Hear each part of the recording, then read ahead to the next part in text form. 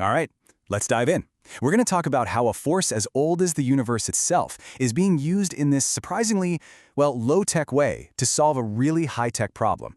How do we store clean energy? We're talking about gravity batteries. Now, I know gravity battery might sound super futuristic, but the core idea? It's anything but new. I mean, its roots go back more than 350 years. So the big question is, how on earth do we get from some antique invention to a real solution for our massive energy storage needs today? And this really captures that whole journey perfectly. I mean, look at this. On one side, you've got a pendulum clock, right? From the 1600s. It uses falling weights just to keep time. And then on the other side, you see a modern gravity battery tower. Yeah, they look worlds apart, but believe it or not, they're running on the exact same inescapable principle, the pull of gravity. So, what is this simple secret that connects these two things? Well, it's a concept that's so basic you probably learned it in high school physics. Okay, so here's the deal. A gravity battery, at its core, is all about storing potential energy. Think about it like this. When you have extra electricity, maybe from solar panels on a super sunny day, you use that power to lift something really heavy. That's it. You've just stored energy. And when you need that electricity back, you just let the heavy thing fall, and as it falls, its movement spins a generator. It's simple, it's elegant, and it totally works. So let's break down how this basic idea actually translates into a real power system. The whole thing, the entire process just boils down to two simple phases: lifting and lowering. Yeah, this shows it perfectly. When you've got extra power coming in from renewables, the system charges up by lifting the mass. Then, when the grid needs that power, the system discharges by just lowering the mass. That converts all that stored potential energy right back into electricity. It's just a really clean, straightforward cycle.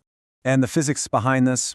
Honestly, it could not be simpler. The amount of energy you can store all comes down to just two things. How heavy is the thing you're lifting, and how high are you lifting it? That's it. You want more energy? Get a heavier object, or lift it higher. But okay, here's some really important context to wrap your head around. To store the same amount of energy that's in a single AA battery, we're talking just 3 watt-hours, you would have to lift about 100 kilograms, that's 220 pounds, a full 10 meters or 33 feet straight up in the air. This really drives home the kind of massive scale you need for this technology to actually be useful.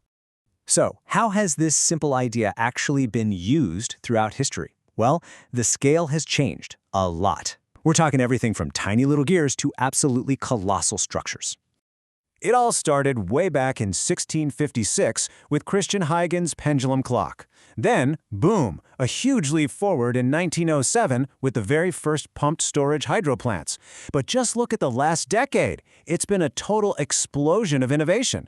We've seen everything from little lights for developing nations all the way to massive grid-scale projects, like the one that just came online in China this year.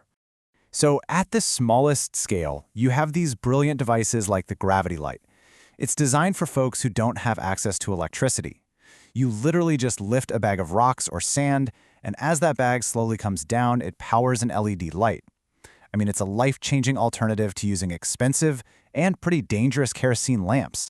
Then at the complete other end of the spectrum, you've got the undisputed champion of gravity storage, pumped hydro. This technology, it accounts for almost all of the grid energy storage we have worldwide. It works by pumping water from a low reservoir up to a high one, and then when you need power, you just let it flow back down through turbines. A huge facility, like the one in Dynawig, Wales, can store an incredible 9.1 gigawatt-hours of energy. To put that in perspective, that is enough to power millions of homes for several hours. Just massive.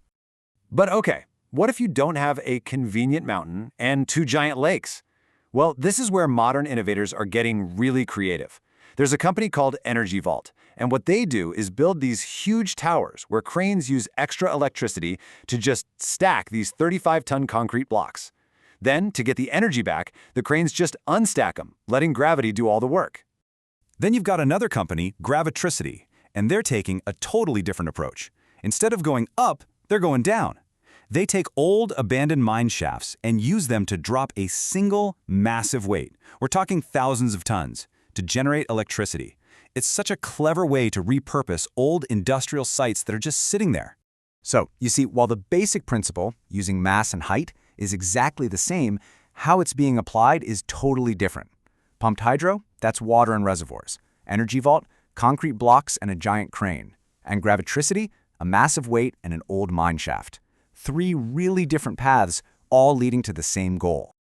Okay, this all sounds pretty amazing, right? But can these gravity-based systems really go toe-to-toe with the current king of energy storage, the chemical battery? And that really brings us to the main criticism. As physicist Tom Murphy puts it, the main problem is that pound for pound, gravity is just incredibly weak compared to chemistry. The energy density is way, way lower. It just doesn't pack the same punch.